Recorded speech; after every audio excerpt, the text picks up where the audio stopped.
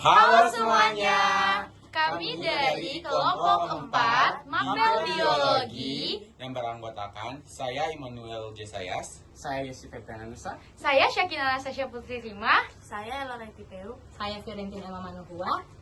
Selamat menyaksikan tutorial.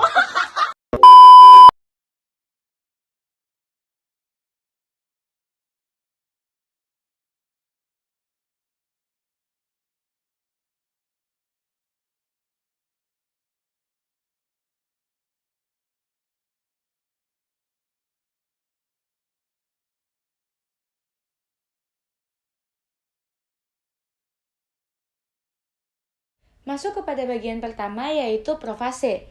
Profase ini merupakan fase paling lama di mitosis. Pada fase ini terjadi di perubahan kromatin yang diubah menjadi kromosom dan juga berlanjut kepada kromatid, yaitu benang-benang tipis menjadi menebal menjadi kromosom dan menduplikasi menjadi kromatid. Kemudian nukleus mulai menghilang dan pada profase terbentuknya benang-benang spindle dari kedua sentromer yang paling menjauh. Tahap metafase. Pada tahap pembelahan sel ini, nukleus dan membran inti sel sudah tidak terlihat. Masing-masing kinetokor pada sentromer dihubungkan ke satu sentrosom oleh benang-benang spindle. Kemudian, pasangan kromatid bergerak ke bagian tengah sel atau bidang ekuator dan membentuk lempeng metafase. Posisi kromosom pada fase metafase sudah terletak pada bagian tengah sel. Hal ini membuat jumlah kromosom dapat dihitung dengan tepat dan bentuk kromosom juga dapat diamati dengan jelas. Berikutnya ada anafase. Dalam anafase ini ditandai dengan pemisahan kromatid dari sentromer yang kemudian membentuk kromosom baru. Kromosom tersebut ditarik oleh benang spindle menuju kutub yang berlawanan. Jumlah kromosom yang menuju masing-masing kutub adalah sama. Di akhir anafase, kromosom hampir mencapai kutubnya dan sitokinesis yaitu pembelahan sitoplasma, organel, dan membran sel mulai terjadi. Telofase merupakan tahap akhir pada pembelahan sel mitosis, di mana kromosom telah mencapai kutubnya masing-masing, benang spindle mulai menghilang, dan membran inti sel terbentuk kembali di antara dua kelompok kromosom yang terpisah. Kromosom menipis dan berubah kembali menjadi benang kromatin.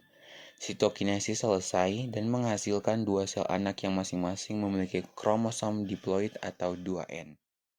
Profase 1 merupakan fase pertama atau fase paling lama dalam meiosis 1.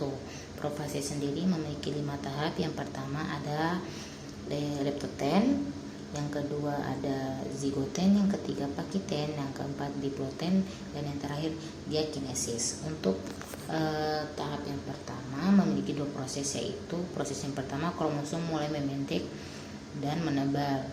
Kromosom yang awalnya tipis dan panjang mulai memadat dan menjadi lebih terlihat di bawah mikroskop. Untuk proses yang kedua, kromosom homolog mulai berdekatan, di mana kromosom yang membawa informasi genetik ini mulai mendekat satu sama lain. Nah, untuk tahap yang kedua juga memiliki dua proses ya. Proses yang pertama yaitu kromosom homolog yang berpasangan saling menempel dengan erat. Proses ini disebut dengan sinapsis. Nah, proses yang kedua pada tahap yang kedua yaitu pembentukan kompleks sinaptonema. Nah, pada proses ini pembentukan sinaptonema terjadi di antara kromosom homolog ya.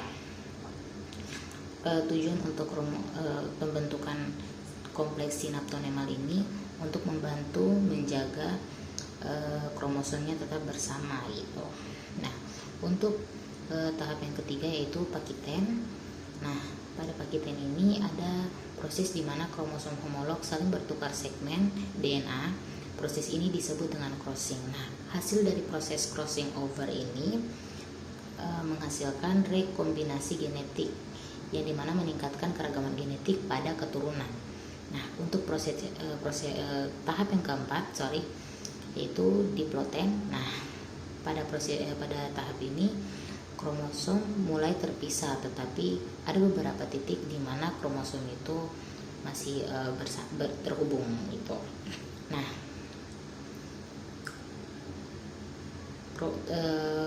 proses tersebut dinamakan dengan kiasma. Nah, kiasma juga merupakan titik pertukaran materi genetik selama crossing over. Jadi ketika terjadinya pakiten, di situ juga terjadi kiasma, kayak gitu. Nah, untuk tahap yang terakhir yaitu diakinesis. Nah, pada tahap ini memiliki 3 proses. Nah, proses yang pertama sama seperti proses pertama pada tahap yang pertama yaitu litoten, di mana kromosom semakin memendek dan menebal. Nah, kromosom menjadi lebih mudah terlihat di bawah mikroskop.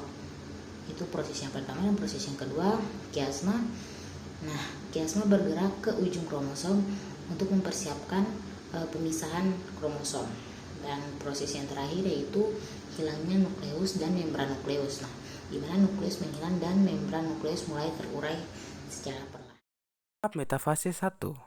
Pada tahap metafase 1, kromosom bergerak di bidang ekuator dan sentrimol mulai membentuk benang-benang spindel yang berikatan pada sentromer kromosom. Tahap pertama pada anafase 1 yaitu kromosom homolog yang terpisah tertarik menuju kutub berlawanan. Ya, tahap yang kedua pemisahan sentromer pada kromosom homolog.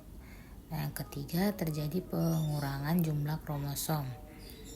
Dan yang terakhir, setiap kutub sel mendapatkan setengah jumlah kromosom sel induk. Nah, tahap anafase 1 terjadi setelah tahap metafase 1 ketika gelondong mikrotubulus menarik kromosom homolog sehingga pasangan kromosom homolog terpisah. Perbedaan antara anafase 1 dan anafase 2 adalah anafase 1 terjadi pada sel diploid, sedangkan anafase 2 terjadi pada sel haploid.